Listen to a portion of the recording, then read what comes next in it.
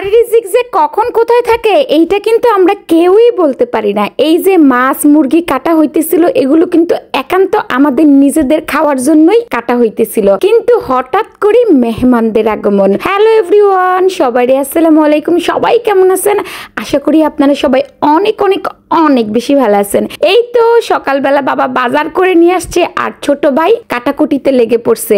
যেহেতু আমার মা অসুস্থ, এই জন্য আমার মা কিন্তু এখন কিছুই করতে পারে না, এই জন্য আমরা ভাই বোনরা মিলেমিশেই কিন্তু রান্না বান্না করি। মাশাল্লাহ মাশাল্লাহ, আমার ছোট ভাই কি সুন্দর করে মাছ কাটতেছে দেখছেন। মানে ছেলে মানুষে যে এত সুন্দর কাজ করতে পারে সেইটা কিন্তু আমার ভাইরে দেখলেই বোঝা যায়। আমার ভাই কিন্তু অনেক ভালো রান্না বান্নাও করতে পারে, একদমই গুছালো। মানে একটা মেয়ে মানুষ যেরকম গুছালো থাকে, আমার ছোট ভাইটা কিন্তু ঠিক সেরকম। আমি তো ওর মাছ কাটা দেখা বলতেছিলাম, তুই এত ভালো মাছ কাটতে পারোস, আমার তো জানাই ছিল না। আমি তো মাছই কাটতে পারি না, আর তুই এত সুন্দর করে মাছ কাটতে পারোস। যাই হোক, এই তো উঠানে কিন্তু এই যে মোরগ মুরগি যা যা ছিল, কবুতর মানে হাঁস, সবাইরে খাবার দেওয়া হয়েছে। ওই যে খাবার দেওয়ার ফলে কিন্তু অন্য মানে পাশের বাড়ির মুরগি এসেও খাওয়া শুরু করে দিছে। এই জন্য এত বড় একটা লাঠি নিয়ে আমার ছোট ভাই একবার তাড়াইতেছিল, আরেকবার কাটাকুটি করতেছিল। তারপর দুপুরবেলা তো রান্না বান্না করে খেয়েও ফেলছি অলরেডি। এই তো তারপর কয়েক পিস মাছ ছিল।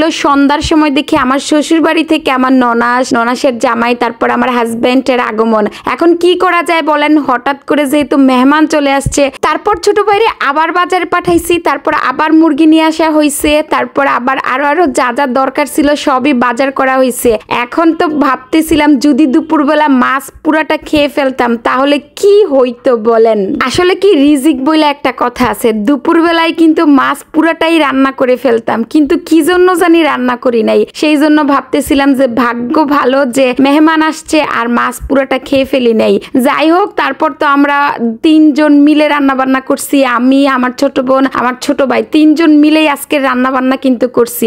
আমার তো রান্না বান্না করতে ভীষণ ভালো লাগে। আর বাড়িতে গেলে যদিও মা সবসময় রান্না বান্না করে, কিন্তু এইবার বাড়িতে আসার পর থেকে কিন্তু আমি রান্না বান্না করছি। আমি তো 2-3 দিন রান্না বান্না করছি, কিন্তু আমার ছোট ভাই কিন্তু আমার থেকে আরো বেশি রান্না বান্না করছে। ও কিন্তু অনেক ভালো রান্নাও পারে।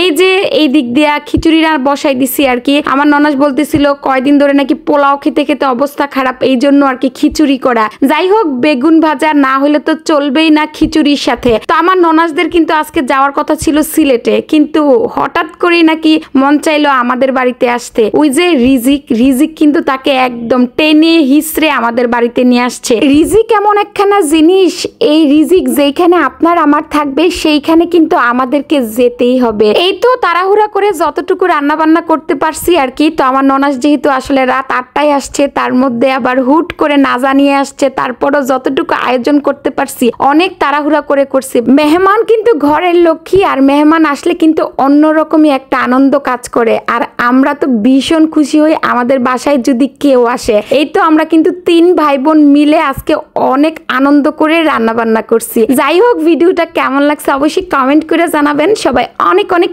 অনেক বেশি ভালো থাকবেন। আল্লাহ হাফেজ।